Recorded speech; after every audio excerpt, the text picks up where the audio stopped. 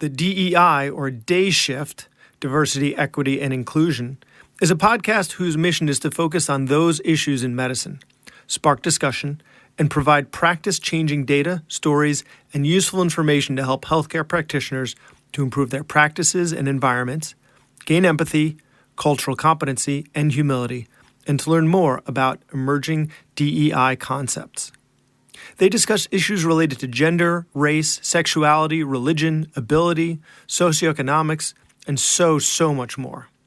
There are many professionals responsible for producing their informative and engaging content, and on today's show, we were honored to have Dr. Maggie Kozman, a Med-Peds hospitalist and senior producer of the show and co-host, Dr. Brittäne Parker, an academic hospitalist, producer, and co-host, Deepti Yechuri, a recent graduate of UCSD undergrad and currently applying to medical school and an assistant producer, and Sarahy Martinez, a UCSD undergrad and production assistant. We discuss why it is necessary to create their show and some interesting and disturbing statistics behind the lack of diversity in medicine. We also discuss some of the consequences to our patients of that lack of diversity. And then each member of the day shift goes through a personal experience with the healthcare system that demonstrates an untoward effect of the lack of diversity, and then highlights a positive experience because of the presence of it. Welcome to the Physician's Guide to Doctoring, a practical guide for practicing physicians. Dr. Bradley Block interviews experts in and out of medicine to find out everything we should have been learning while we were memorizing Krebs cycle. The ideas expressed on this podcast are those of the interviewer and interviewee and do not represent those of their respective employers. And now, here's Dr. Bradley Block. Thank you all so much for being on the podcast today. Thank you for having us. We're very excited. So tell us about your podcast. Tell us about the Day Shift, Diversity, Equity, and Inclusion Shift. What is it, and why did you find it necessary to create the podcast? So the Day Shift is a podcast that stands for Diversity, Equity, and Inclusion, the DEI Shift. It's a play on the term of the day shift versus the night shift. And the goal of the podcast from its inception has been to shift the way we think and talk about diversity, equity, and inclusion in the medical field. Reframing the problems that arose, quote unquote, overnight with the fresh perspective of the day team coming in on the shift to address what has come up and make a plan to progress forward, building on what we've done in the past, what happened previously. So we have worked with a team of some really wonderful leaders who had this idea, created our whole team and put us together. And we've had such a great time trying to produce episodes that are helpful to medical providers, primarily in medicine, but also in nursing, pharmacy, et cetera, all of the healthcare related fields, as we all work together to take care of a very diverse patient population in order that we can address a lot of these knowledge gaps that we all have as a result of the way we've been trained.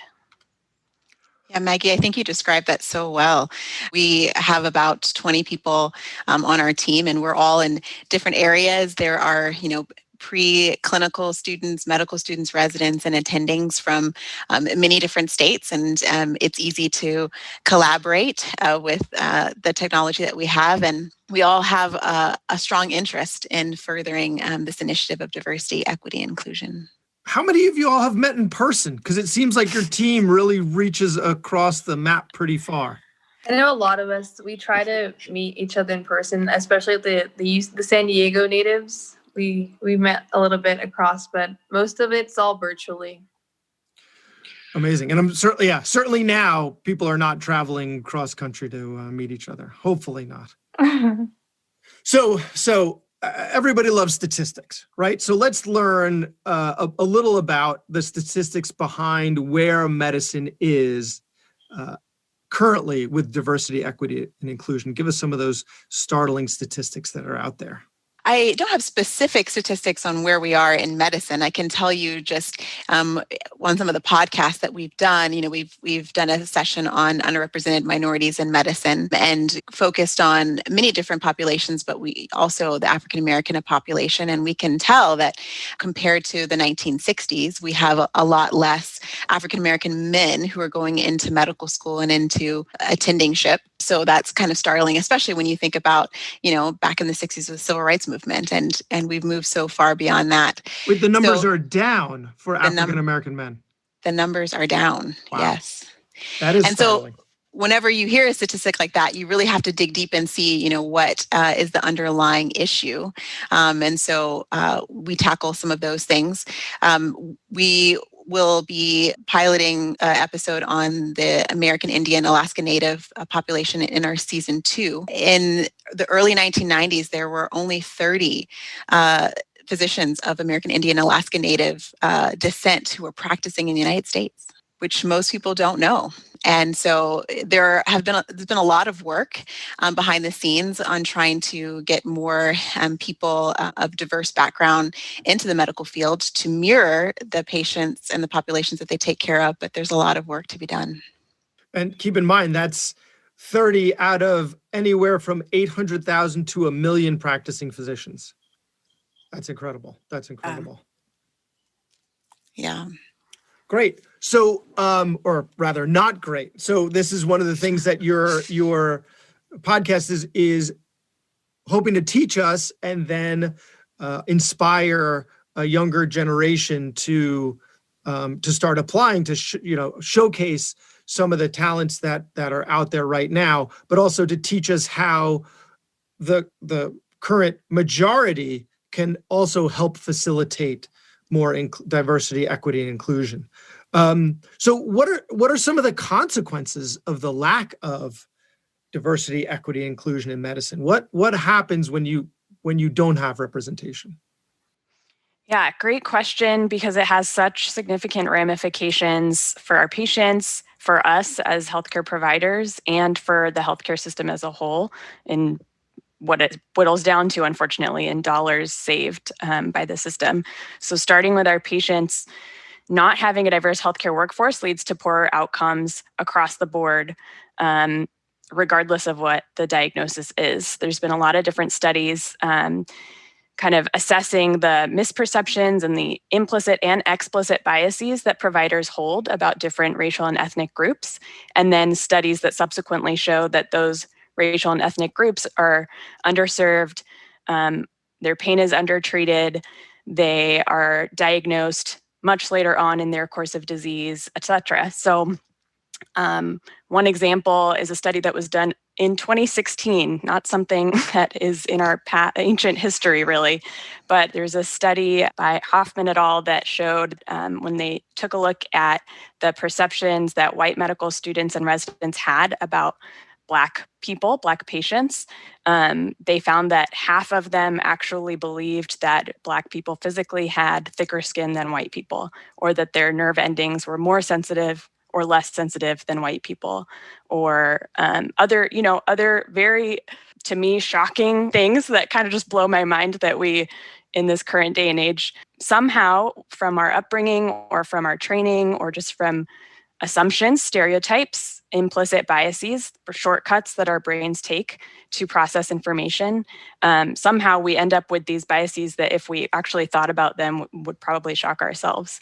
And of course, that means that when we hold these biases, we're not going to give appropriate pain regimens to patients of Black descent. We're not going to be assessing how they're perceiving their illness. We're not going to be understanding, why it is that they don't respond to the things that we're doing when we're treating them differently from other racial and ethnic group patients. We know that obviously explicit bias, which is a more overt bias that we hold knowingly than our awareness, will lead to these disparities, but implicit bias can affect our judgments and our decisions about patient care, even things that are typically led by strict guidelines. Sometimes our implicit bias still leads us to not follow those guidelines or to see nuance or say something we're doing is more nuanced when it shouldn't be.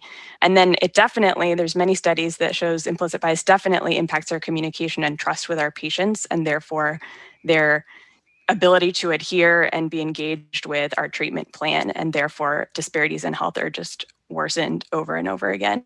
There's a study that was done in Oakland, actually, in Oakland, California, that looked at how willing Black male patients were to accept preventative care measures like having their blood pressure, their BMI measured, and then having diabetes and cholesterol screenings, and then even slightly more invasively having a flu shot.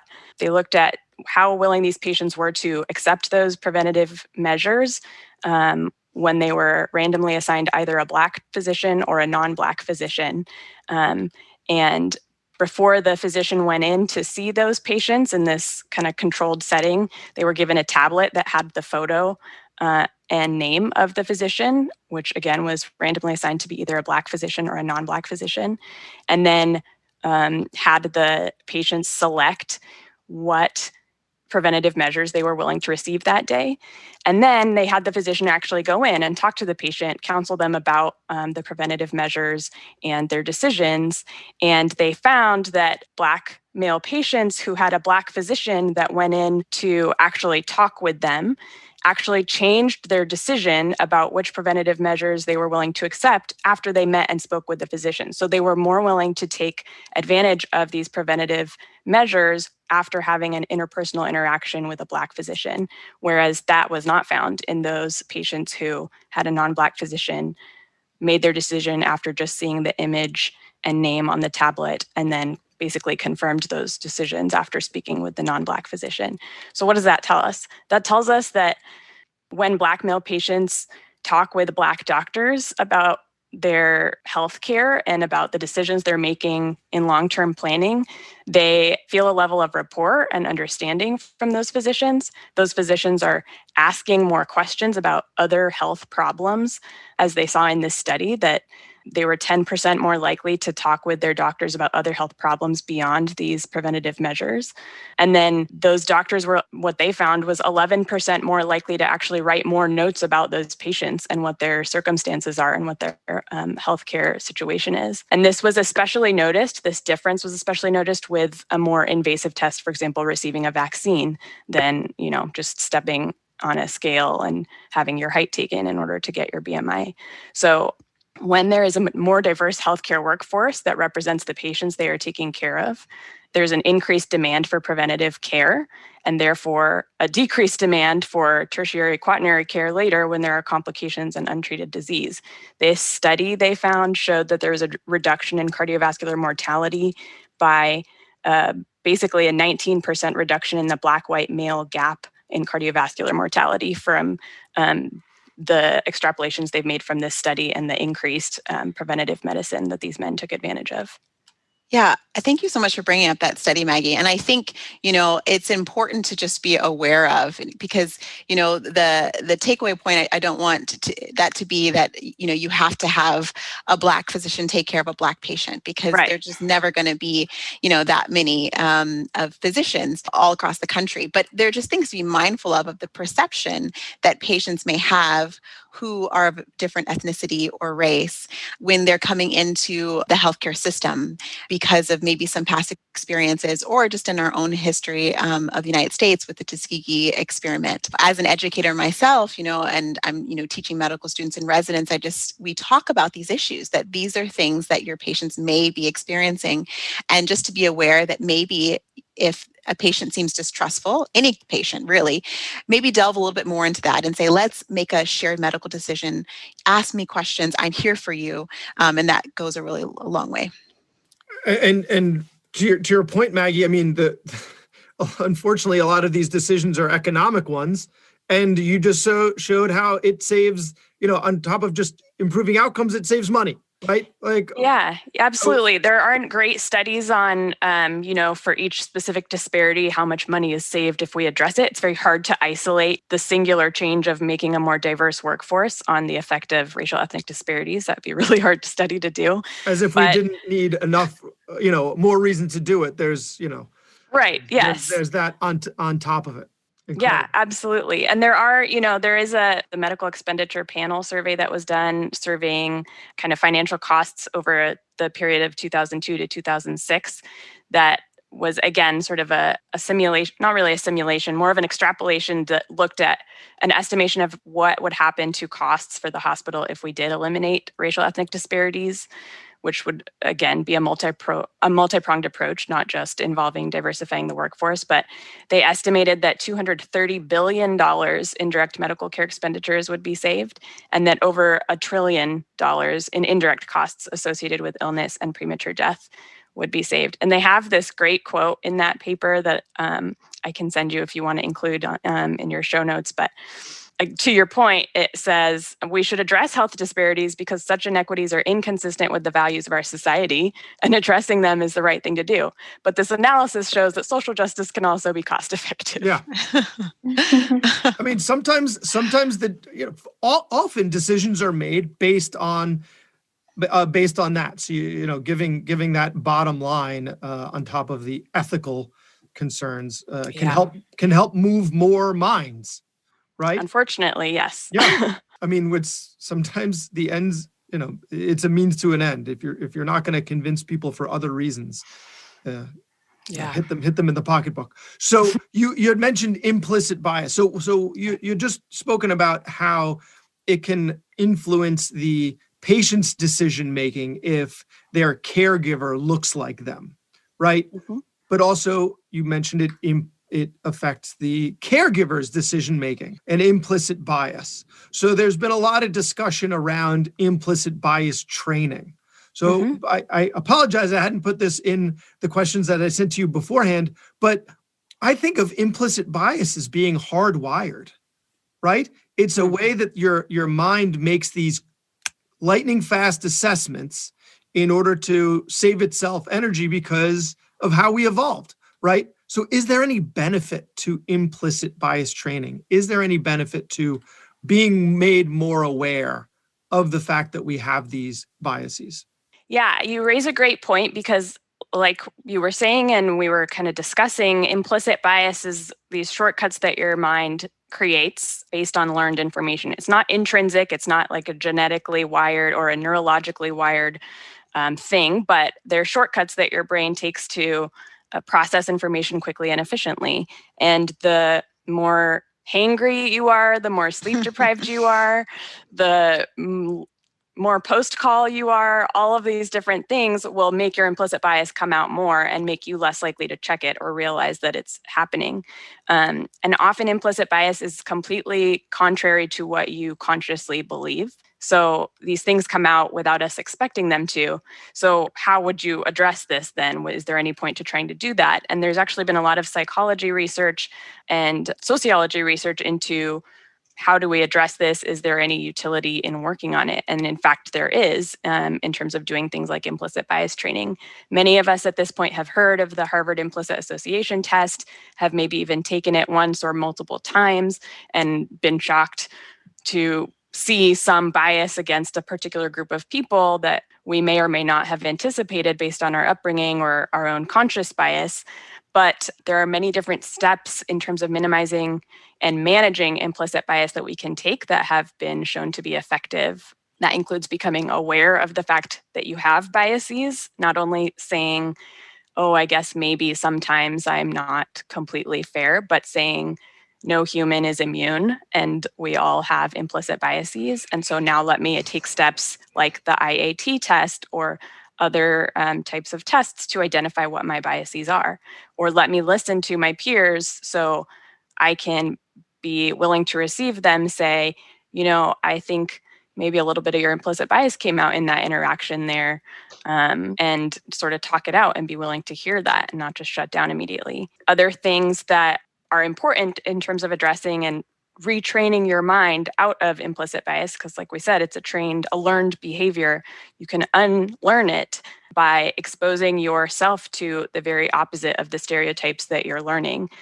Expand your circles of people that you work with, that you are friends with. This is called counter-example exposure and stereotype replacement, where you basically label the bias or stereotype that you are finding yourself to be falling into implicitly, and then seek examples that contradict that and look for people who break that mold for you. And they're not hard to find. We just assume that people always fit stereotypes, but it's very much not a true case. So you can, with repetition, train your mind out of thinking in those automatic implicit bias circles that we fall into. So it is not hardwired. You can, because I'm going to be having someone on the show in a couple of weeks, Jonathan Howard, who wrote a book on cognitive biases. And his point is that, we all have, not specific to the topic that we're talking about, but just in general.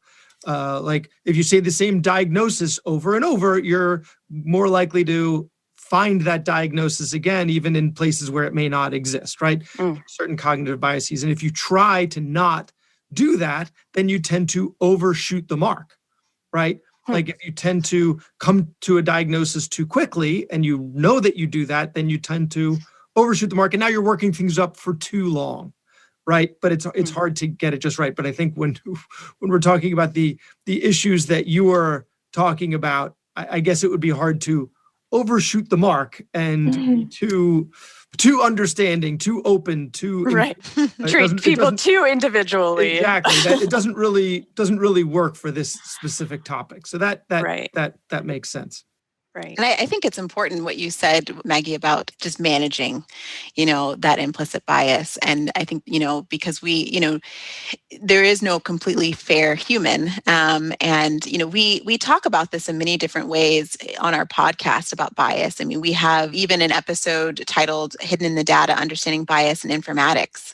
And you really talk about how there, are some barriers to access to technology and how that can disproportionately impact different populations. The way that you're building algorithms in your EHR. And so we are always thinking of ways of how we can be more aware of the bias that we have or that we are putting into our healthcare systems that help us take care of patients. Wait, so you're not suggesting that other alerts come up in Epic, are you? Not too many. Like an implicit bias alert, like that interacts with with this medication. That would be a great one over some of the others that we deal with on a regular basis.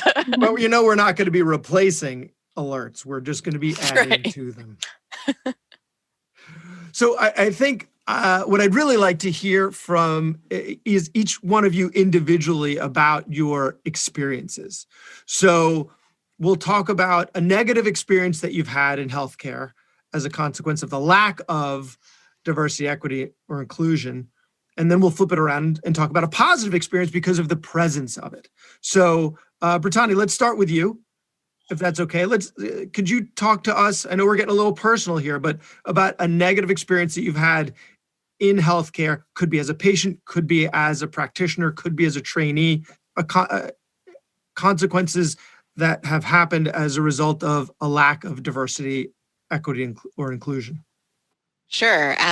So my example of a positive, negative and positive kind of go together. So I'm going to tell them at the same time. So when I was a medical student, I did a general surgery rotation.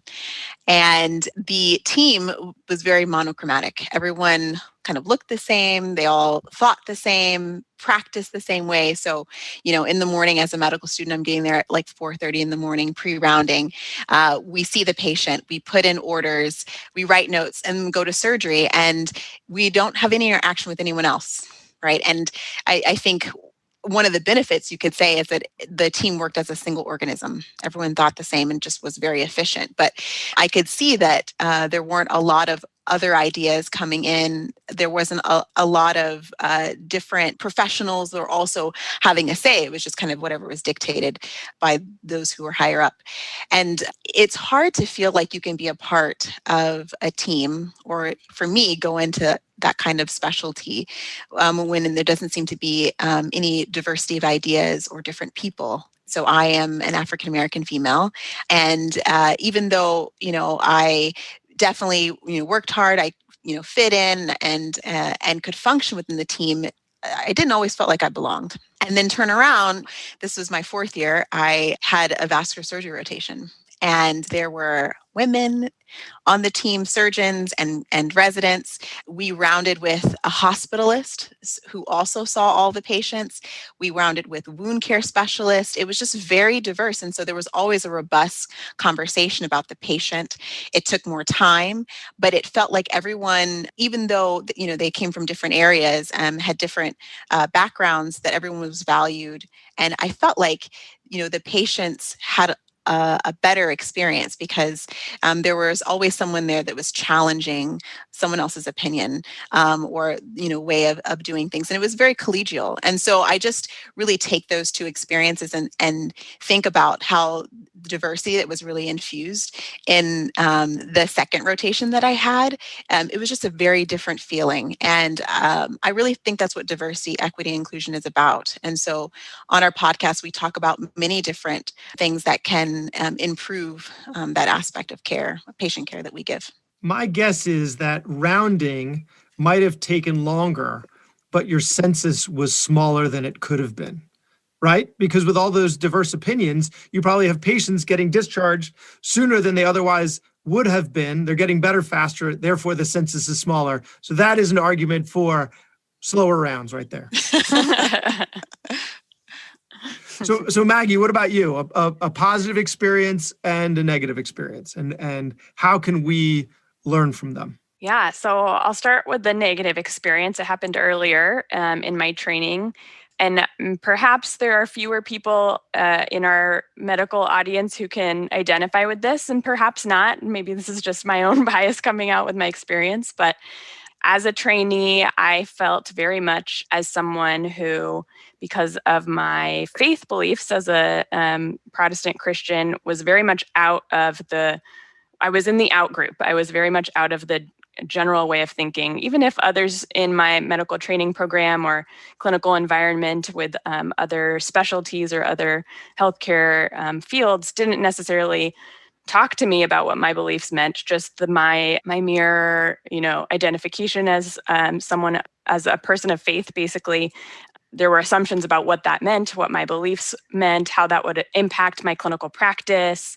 If I truly believed in science, how could the two be compatible? A lot of underlying biases that came from others. And it made me very much feel unwelcome in my own medical training environment. And even if there was no occasion per se for a conversation about faith to have come up in one of our small group sessions or something like that, I think just the overwhelming consensus in many interactions that I had in class and out of class was just painted people of faith in a more negative light as people who were not necessarily, to be honest, weren't as smart or weren't as science-based or as worthy of being a doctor or a scientist. And so it spoke more to the environment in which I was training and, how I felt, how I was being made to feel by a tone that was being set as sort of the baseline that everyone who's here should believe a certain set of things or should hold a certain set of values.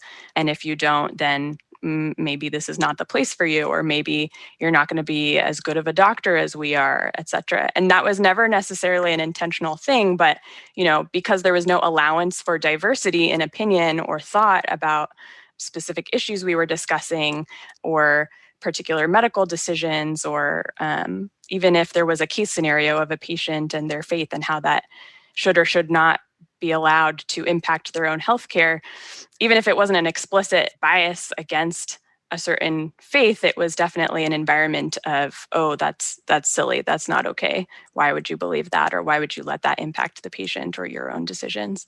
So that was definitely a negative experience for me. And we're going to talk, actually, Brittäne and I are going to be co-hosting an episode in season 2 about religious and spiritual diversity in the clinical setting, both in the learning environment and also in the clinical environment, taking care of your patients, and how patients often want their providers to ask about their faith backgrounds and how it impacts their healthcare, but most of the patients don't get that from their providers.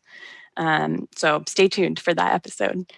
Positive experience that I had more recently is that I was in our general pediatric clinic. I'm seeing patients ranging of all ages, and I had actually on 2 separate days, 2 separate young teenage girls who came in with their moms. And immediately when they walked in, or when I walked into their clinic room, we sort of automatically made eye contact and had this nonverbal rapport that was immediately built. And the reason is that I am an Egyptian American. I have sort of olive colored skin and dark brown curly hair that's really big, and was, I think, wearing it in a ponytail that day so they could see my curls.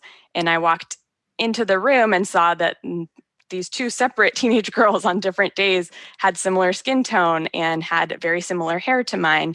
And immediately they just felt a little bit more at ease. And I know this because of the way that our interaction went, the way that they were very open with me in terms of the things that we were talking about, often very uncomfortable things we ask our teenagers in their heads exam to assess their potential for drug or alcohol use, their sexual habits, things like that, in order to ensure they're being healthy. But they were very open with me and sort of talked to me about everything going on. And at the end of one of these encounters, one of the girls' moms directly asked me, can we please switch to you to be our primary care pediatrician? Because I think my daughter really identifies with you and feels very comfortable around you. And that was such a big impact for me in terms of having a young woman who looks similar to me see someone that looks like them in a position, authority and power, but also of someone who would be empathetic to their situation and listen to their health concerns, and someone that they could trust. So that was definitely a really positive experience with those two patients. And even though I was rotating off of that clinic and couldn't be their primary care provider, and we talked about it, and we, bemoaned the fact that residents just keep rotating from one thing to another, it was really meaningful for me and impactful to see that in real life. Moments like that really validate all of the hard work that you put in, right? And all the adversity that you experienced as a consequence of the lack of representation. Then you see the uphill battle that you faced, the meaning in that for your patients going forward. That's such a special moment. And thanks for sharing it with us on the show. So Deepti, what about you? What experiences have you had? You're right. You are going to be choosing a medical school soon. Yeah. So you're not quite there, but still you've had a lifetime to interface with the medical establishment, right? So give us either something that you've witnessed as an observer or something that you've experienced yourself. Sure. Listening to Maggie talk about her positive experience really brought me back to my childhood. I was that little girl. A lot of times sitting in that medical room, not knowing what to do, not feeling comfortable with my physician, even though she was a female. She didn't do anything to make me uncomfortable, but I just couldn't identify with her. I didn't feel like she understood my problems. And I mean, as a kid, I had just moved to America. I was learning the language. I wasn't necessarily familiar with everything, and the food that I ate was often different from what the general diet recommended here was. And so it was hard to explain anything. And so as a kid, I always felt unheard, both at school and in the environment that I was in, but also in the medical office. And a lot of times my parents didn't really know how to communicate that as well, because I think something about diversity is that the way different cultures view medicine is often quite different as well. And so my parents didn't necessarily know how to communicate those differences with my physician. But I think that did change gradually as I was growing up. I ended up moving to a different doctor who was Asian, and so there was a little more familiarity there. And then in terms of a positive experience for me, this was actually my first shadowing experience. I was probably a high schooler during this time, and it definitely pushed me towards pursuing medicine in the future. The doctor that I had shadowed was someone who took care of diabetes patients and their treatments. And so the treatment that she had provided to her patients was something that I hadn't experienced before. The effort that she took to understand her community, which was primarily elderly Vietnamese patients, and taking the time to understand that their diets, asking them additional questions, just not, the basics about their food or whatever, asking them about their, usual regimen and how they live at home and what other foods they eat. And so seeing the difference that made in terms of patient outcomes or how comfortable her patients were with her definitely influenced me to pursue medicine and made me feel like, okay, there is a lot of change that can happen with diversity and inclusion. Great. Thanks. Thank you so much for sharing that. And Sarahy, how about you? What you're an undergrad, but we're all hoping you pursue a medical career. And so what experiences have either you had yourself or witnessed with the medical establishment where the lack of diversity, equity, inclusion was a problem, and on the other side was a boon, was a positive? The presence was a positive. Yeah, so growing up, I'm from an underserved community, so I'm from Wilmington, and it's predominantly Hispanic. So with underserved communities, we know that there's a lot of chronic diseases that are cured. And so growing up in this community, we didn't really have much access to a lot of physicians. And most of the physicians that we did have access to weren't usually Hispanic. So every time I would go with my grandparents when I was younger to their doctor's appointments, I would usually have to go and miss school so I can translate in Spanish for them because the physicians in my community didn't speak the language that normally everyone spoke. So apart from that, when I would go to those appointments, the physician I would be attending or the physician I'd be with would sometimes get frustrated to the point where they couldn't express not their opinions, but their findings to my grandparents because I would be trying my best to explain to them. But there was just that language barrier and the cultural difference that we couldn't get through just because, the physician didn't know what our backgrounds were or how to get through us. So that's kind of a negative experience that I had seen. How old were you when that was happening? I was around 10. So 10 through 17, I would be going to my grandparents' consultations and I'd be having to translate. And, there was just one point where I went to because my grandmother had experienced a stroke. And so I went to her appointment and but one of the assistants there had told me, "Oh, how old are you? Because you'd be a really great addition to our team." I was 15 and I was like, you guys are top-notch doctors and you guys don't have someone there to translate to most of your Hispanic community or most of your Hispanic patients. So I found that to be a really harsh, icebreaker. That's where I was an icebreaker where I was I think I kind of do want to go into medicine because there's I never thought there was a disparity in having to have, physicians who speak the language of their patients or even look like them. So that was kind of a negative experience that I've had. But to follow up, a positive experience was throughout my high school or going into undergrad, I participated in this program called the Summer Urban Health Fellowship. And these are physicians from Harbor UCLA that they conduct a summer program and they bring awareness towards health disparities in my community or community similar to mine, where they're predominantly Hispanic or predominantly African American. And the physicians who participate there are also Hispanic, Black, any other culture. And so seeing that there were physicians in my community or a community similar to mine really brought a positive impact where it's there's some of us out there, I have some hope. But I think that was a really positive experience, seeing that there are programs or there are places that are working on including their diversity in their workplaces or in medicine as well. A very rapidly maturing experience for you. That was, wow. I can't believe you were put in that position so many times. That's nothing that a 10, 12, 15-year-old should have on their shoulders, but I'm sure it happens so many times. And yeah. And even if they use the translator phone, even if they have use a translator phone and someone else to do it, I'm sure that they're missing a lot of nuance, right? Yeah. In the nonverbal communication, in the difference of, cultural norms from one Hispanic community to another. So even if you understand the language, there might be other aspects that you're missing. So yeah, apart from that, I'm pretty sure I'm not the only one that's had to do that.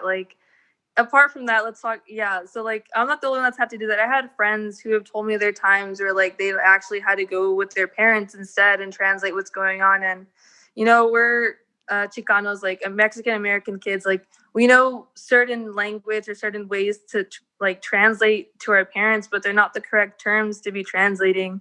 So there's also that part where like there's some nuances there where like we're trying our best, but I think we need this diversity in medicine so that this doesn't happen. Yeah, there's sophisticated principles that you're having to, because you're not just translating verbatim. You're trying to, you're not just a translator, you're an interpreter, right? You're trying to interpret the ideas in addition to just translating the words. And there's just the complexity of medicine.